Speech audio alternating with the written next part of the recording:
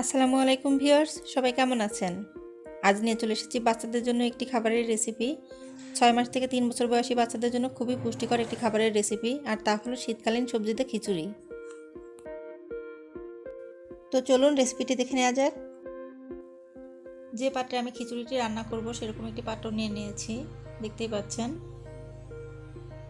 আর দেখুন এখানে আমি নিয়ে নিয়েছি পোলাওয়ের চাল। আমরা পোলাও রান্না করি যে চালটা দিয়ে, ওই চাল নিয়ে নিয়েছি 4 টেবিল চামচ পরিমাণ।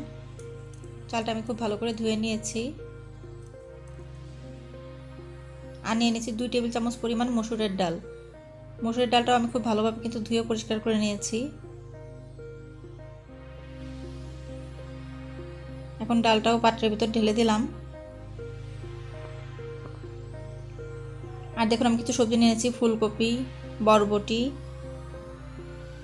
গাজর আর আলু। সবগুলো কিন্তু আমি ছোট ছোট করে কেটে নিয়েছি। এখন সবকিছু একে একে দিয়ে দিব। প্রথমে দিলাম ফুলকপি, এরপরে বরবটিগুলো পাত্রে দিয়ে দিচ্ছি। এখন দিচ্ছি আলু আর গাজর।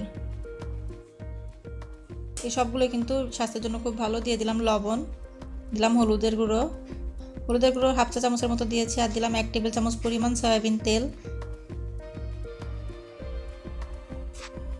দিয়ে দেব 2 টুকরো দারচিনি আর 2টি এলাচ। আমি কিন্তু এখানে কোনো পেঁয়াজ আর রসুন ব্যবহার করছি না। একটা কাঁটা চামচের সাহায্যে সবকিছু একসাথে খুব ভালোভাবে মিশিয়ে নিচ্ছি।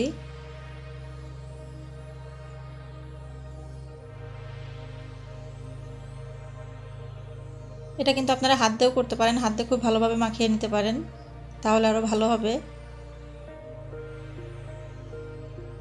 এখন এখানে আমি দিয়ে দিচ্ছি পানি। প্রথমে 1 কাপ দিলাম, 2 কাপ আর 3 কাপ। টোটাল আমি 3 কাপ পরিমাণ পানি দিয়েছি। এখন আবার একটু চামচ দিয়ে ভালোভাবে নেড়ে দিচ্ছি। ব্যাস, রান্নার জন্য রেডি হয়ে গেছে আমার সবজি খিচুড়ি। এখন দেখুন আমি চুলায় বসিয়ে দিয়েছি সবজি খিচুড়িটা। এখন চুলাটি জ্বালিয়ে দেব।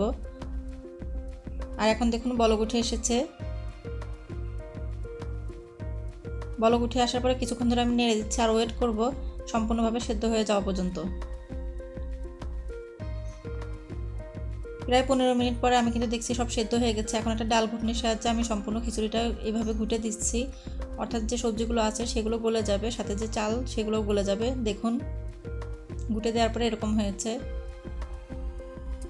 ব্যাস, তৈরি হয়ে গেল সবজি খিচুড়ি। আপনারা অবশ্যই আপনাদের বাচ্চাদেরকে এভাবে খাওয়াবেন, দেখবেন ওরা খুবই মজা পাবে, সাথে পুষ্টির চাহিদাটাও পূরণ হবে। আমার এই রেসিপিটি যদি ভালো লেগে থাকে তাহলে আমার চ্যানেলটি সাবস্ক্রাইব করে আমার পাশে থাকবেন। ধন্যবাদ সবাইকে।